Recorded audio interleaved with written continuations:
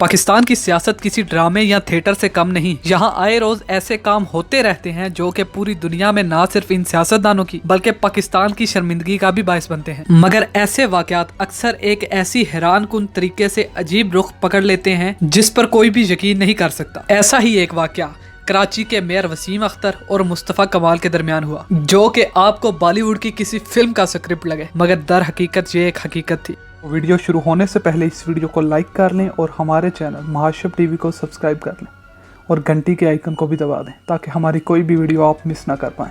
यकीनन आपने अनिल कपूर की मशहूर ज़माना फिल्म नायक तो देखी होगी, जिसमें एक दिन के लिए अनिल कपूर को सीएम बना दिया जाता है। अब शायद ये फिल्म कराची के मेयर वसीम अख्तर ने भी देखी थी। ये बात है अगस्त 2019 की, जब कराची के साबिक नाजिम मुस्तफ़ा कमाल ने एक स्टेटमेंट दी जिसमें उन्होंने कहा कि मैं कराची का कचरा सिर्फ 90 दिनों में खत्म कर सकता हूं और मैं कराची को सिर्फ 90 दिनों में साफ शफाफ शहर बनाकर रख दूंगा। अब जैसे ही ये स्टेटमेंट सारे न्यूज चैनलों ने अपने अपने चैनल पर चलाई तो उनके सियासी मुखालिफ मेयर कराची वसीम अख्तर, जो कि उस वक्त भी कराची के मेयर ही थे, उन्होंने उन्हीं की ये स्टेटमेंट उनके खिलाफ इस्तेमाल करने की कोशिश की और चाहा कि किसी तरीके से इस स्टेटमेंट से वो मुस्तफ़ा कमाल की बेइज्जती कर सके। अब मेयर कराची ने पार्टी के साथ मिलकर रातों रात आर्डर निकलवाए और सुबह वसीम अख्तर ने मीडिया के सामने ऐलान कर दिया कि हम मुस्तफ़ा कमाल को कचरे का पीडी यानी प्रोजेक्ट डायरेक्टर लगाते हैं। अब सब लोगों के जहन में यही था कि मुस्तफ़ा कमाल ये ऑफर कभी भी नहीं मान सकते, क्योंकि वो कराची के एक सेनेटर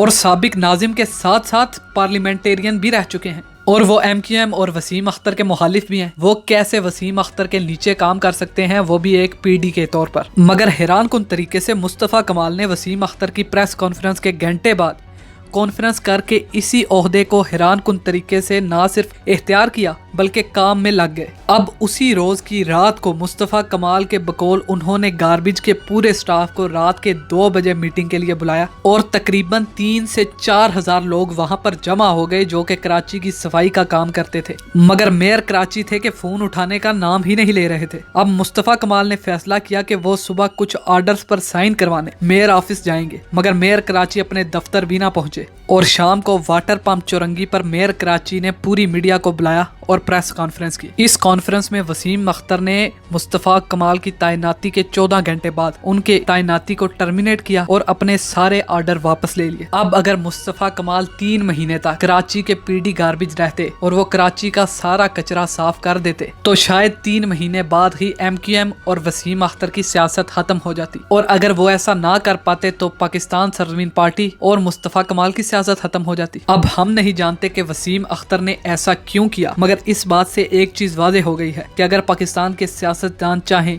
तो वो कराची का कचरा 90 दिनों में साफ कर सकते हैं, और अगर वो ना चाहें तो सालों में भी नहीं करेंगे। अब आपके ख्याल में कराची के लिए सबसे बेहतरीन पार्टी जो कि कराची का सोचती है वो कौन सी है?